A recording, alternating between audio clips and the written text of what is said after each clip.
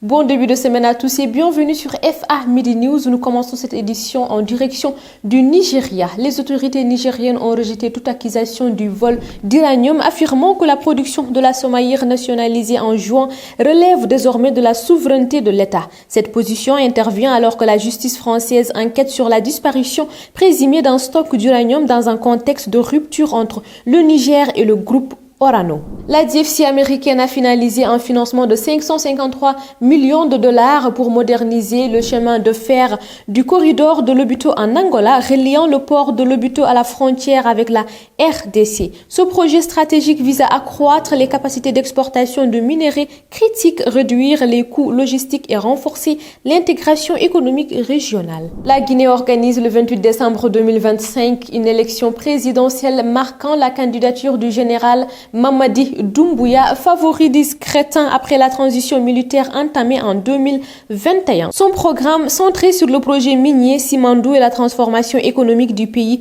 suscite toutefois de vives critiques sur l'équité électorale, la gouvernance et les risques de dérive autoritaire.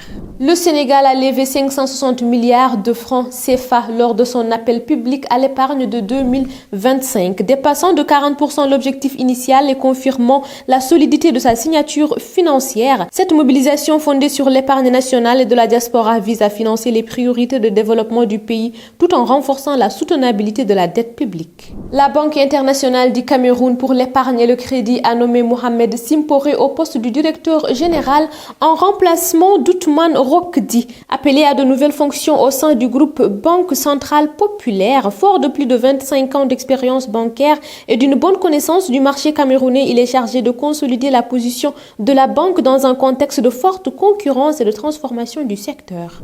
La compagnie mauritanienne Global Aviation a franchi une étape clé vers son entrée sur le marché sénégalais avec la réalisation d'un vol de démonstration supervisé par l'ANACIM. L'obtention prochaine du permis d'exploitation aérienne permettrait aux transporteurs de renforcer sa présence en Afrique de l'Ouest et de soutenir la connectivité aérienne régionale. Et pour finir, la Gambie et la Badea ont signé un avenant à un prêt de 16 millions de dollars pour équiper la phase 2 de l'université de Gambie et moderniser ses infrastructures académiques. Ce financement vise à renforcer le capital humain, améliorer la qualité de l'enseignement supérieur et soutenir une croissance économique inclusive et durable.